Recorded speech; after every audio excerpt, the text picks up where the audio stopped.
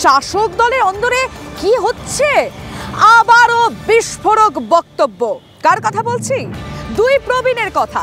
একদিকে তো নবীন প্রবীণ দ্বন্দ্ব চলছিল, আর তার মধ্যে আবার দুই প্রবীণের দ্বন্দ্ব দলের অস্বস্তি ক্রমশই বাড়াচ্ছে। আশা করছি বুঝতে পারছেন কোন দুজনের কথা বলছি। তাপস রায় এবং সুদীপ বন্দ্যোপাধ্যায়। এবার সুদীপ বন্দ্যোপাধ্যায়ের হাতি চলে হাজারের পাল্টা তাপস রায় বললেন। কি বললেন এবার? আরো বিস্ফোরক তাপস রায়। তিনি বললেন যে সুদীপ বন্দ্যোপাধ্যায়ের মন জুগিয়ে যদি চলতে হয় তাহলে রাজনীতি তিনি ছেড়ে দিতে পারেন, এমন রাজনীতি তিনি করবেন না, এবং কে হাতি না পেঙ্গুইন সেটা আর বললেন না, এবং আরো অনেক কিছু বলেছেন। দেখুন, একদিকে যখন এই দুই প্রবীণ নেতার বাগবিতণ্ডায় অস্বস্তি বাড়ছে, তখন অস্বস্তি আরো এক বিধায়ক বাড়ালেন, মনোরঞ্জন ব্যাপারী। তিনি খানিকটা অস্বস্তি বাড়িয়ে দিলেন। তিনি একেবারে বলে দিলেন মানে দুর্নীতি নিয়ে এসপার ওসপার হবেন। বিচারপতি অভিজিৎ গাঙ্গুলির কাছে যাওয়ার হুঁশিয়ারি দিলেন মনোরঞ্জন ব্যাপারী।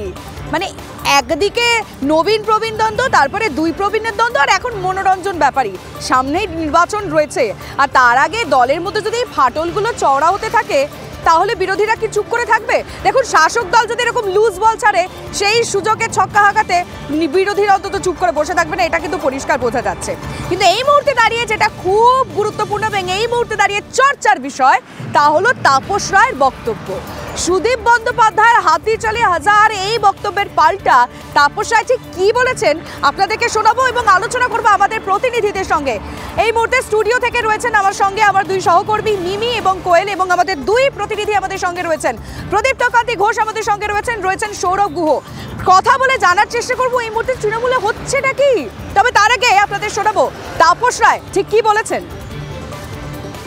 এই কথা তো ও আগেও বলেছে, এর উত্তর তো আগেও দিয়েছি। ও নিজেকে হাতি ভাবে, কিন্তু মোটেই হাতি নয়। সুব্রত মুখার্জির কথায় বারবার বলতো, দেখ দেখ কেমন পেঙ্গুইনের মতন হেঁটে আসছে। তো যাই হোক, আর যদি হাতি হয়ও তাহলে সেটা সাদা হাতি, অনুৎপাদক এবং নন প্রোডাক্টিভ সব ক্ষেত্রে। আমি যে এই দলটা করি, এই দলে এসেছি এবং আজও যে এই দলটা করি, সেটা মমতা বন্দ্যোপাধ্যায়ের জন্য, মমতা বন্দ্যোপাধ্যায়ের দেখে। তাই বলে আমাকে সুদীপ বন্দ্যোপাধ্যায়কে অ্যাপিস করে যদি দল করতে হয়, নিশ্চয়ই আমি ভাববো।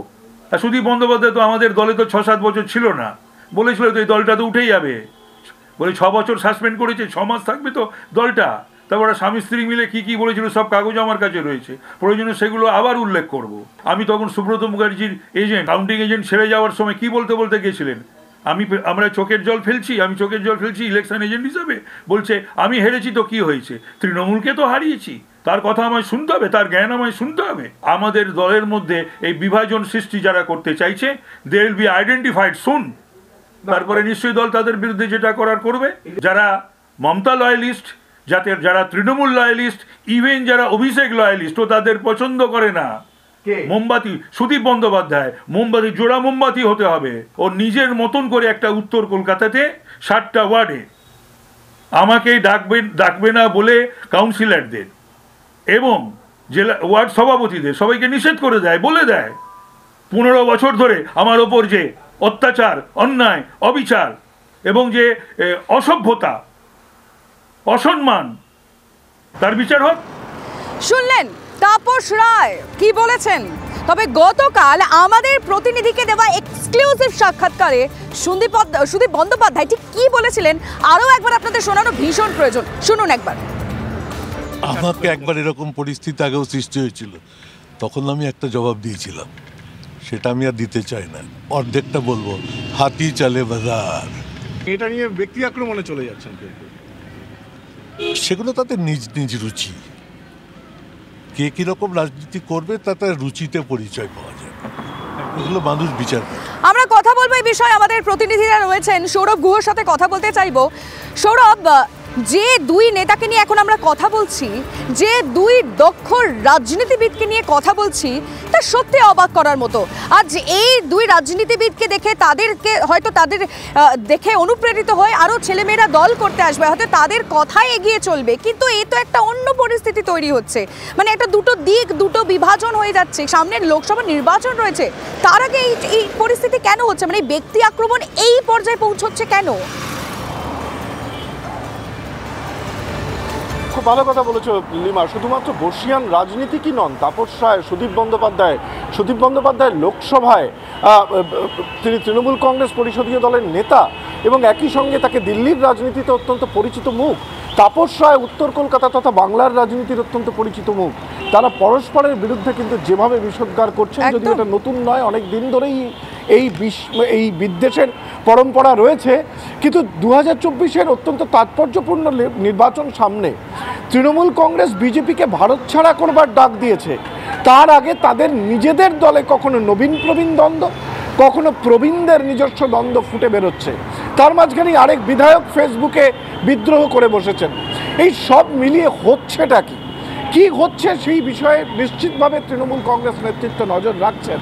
কিন্তু এটা কি কাঙ্ক্ষিত যে 24-এর নির্বাচনের আগে প্রবীণতম নেতা, যারা প্রায় দলের মুখ বলা যায়, তারা কিন্তু প্রথমে লড়াইটা শুরু হয়েছিল মমতা এখানে আমি একটা প্রশ্ন করতে ইচ্ছে করছে, মানে এই ড্যামেজ কন্ট্রোলটা কি পসিবল? মানে একদম এই দুই সিনিয়র লিডাররা যখন এইরকম একটা মানে প্রকাশ ব্যক্তি আক্রমণে নেমে পড়েছে, এই ড্যামেজ কন্ট্রোলটা কি সম্ভব? দেখো, ড্যামেজ কন্ট্রোল এটা কিন্তু বিগত বেশ কিছু দিনের বিষয়। তোমার মনে থাকবে এর আগেও সুদীপ বন্দ্যোপাধ্যায় এবং তাপস রায়ের নিয়ে বারংবার তারা পরস্পরের বিরুদ্ধে একেবারে বিষোদ্গার করেছেন। মূল বিষয়টা হলো উত্তর কলকাতায় কিছুদিনের জন্য সভাপতি হয়েছিলেন তাপস রায়, পরবর্তীকালে সরে যেতে হয়েছিল। তাপস রায় উত্তর কলকাতা মধ্য কলকাতার রাজনীতির অন্যতম একজন স্তম্ভ। এই রাজনীতিগত জায়গা থেকেই কিন্তু তাদের মধ্যে এই লড়াই, কিন্তু এই লড়াইটা আর রাজনীতির লড়াই নেই, এটা ব্যক্তিগত লড়াইয়ের জায়গায় পৌঁছে গিয়েছে। নিশ্চিতভাবে তৃণমূল কংগ্রেসকে কিন্তু রাশ ধরতে হবে সামনে 24-এর নির্বাচনের আগে। এটা খুব ভালো ইঙ্গিত নয়, এটা বলবার জন্য খুব বড় বিশ্লেষক হওয়ার প্রয়োজন নেই। শাসক দলের যে রূপটা বেরিয়ে আসছে, এটা যথেষ্ট সুস্থ বা স্বাস্থ্যকর একটা রূপ নয় 24-এর নির্বাচনের আগে। একেবারেই তাই, খুব একটা স্বাস্থ্যকর এবং খুব একটা গুরুত্বপূর্ণ বিষয় তো নয়, বরং বিরোধীরা যে এটাকে ইস্যু বানাবেন এ নিয়ে তো কোনো সন্দেহ নেই, যেমনটা লিমা এবং তুমি আলোচনা করছিলে সৌরভ। প্রদীপ্তও রয়েছে, একটু প্রদীপ্তর কাছে যাই। প্রদীপ্ত, লিমা যে প্রশ্নটা করলো যে ড্যামেজ কন্ট্রোল, এর আগে মুখ্যমন্ত্রী ঘোষণা করেছেন যে কোনো রকম কোনো গোষ্ঠীদ্বন্দ্ব তিনি কোথাও বরদাস্ত করবেন না। এই তো গোষ্ঠীদ্বন্দ্ব তুচ্ছ ব্যাপারে তো প্রবীণ প্রাজ্ঞ রাজনীতিটা তারা একে অন্যের দিকে বিষোদ্গার করছেন, একেবারে নজিরবিহীন ভাষায় আক্রমণ করছেন।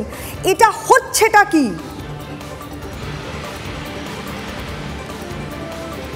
দেখো, এটা অবশ্যই তৃণমূল কংগ্রেসের কাছে একটা বিড়ম্বনার ছবি। তার কারণ তাপস রায়ও, যে কথা সৌরভদা বলল, যে তাপস রায় এবং সুদীপ বন্দ্যোপাধ্যায় দুজনেই প্রাজ্ঞ রাজনীতিবিদ এবং তারা একে অপরের বিরুদ্ধে যে কাদা ছোড়াছুড়িটা করছে, অতীতেও তারা কাদা ছোড়াছুড়ি করেছিল, কিন্তু সামনেই লোকসভা নির্বাচন, আর বেশ কয়েকদিন পর একেবারে সরাসরি সেই দামামা বেজে যাবে। তার আগে তৃণমূল কংগ্রেসের অভ্যন্তরে যে ছবিটা, সেটা কিন্তু অস্বস্তি বাড়াচ্ছে মমতা বন্দ্যোপাধ্যায়, অভিষেক বন্দ্যোপাধ্যায়দের। যদিও তারা বারংবার বলছেন যে ঐক্যবদ্ধভাবেই তারা লড়াইটা করবেন।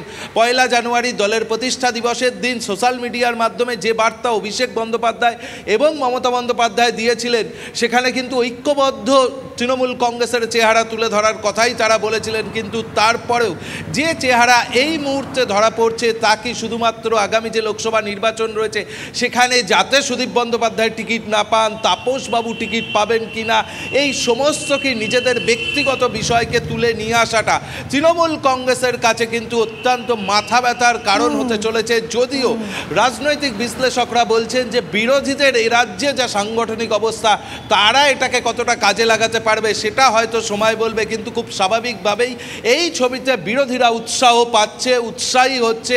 তার কারণ এই ছবি যদি শাসক দলের অভ্যন্তরে চলতে থাকে। বেশ প্রদীপ্ত, সঙ্গে থাকো একটু।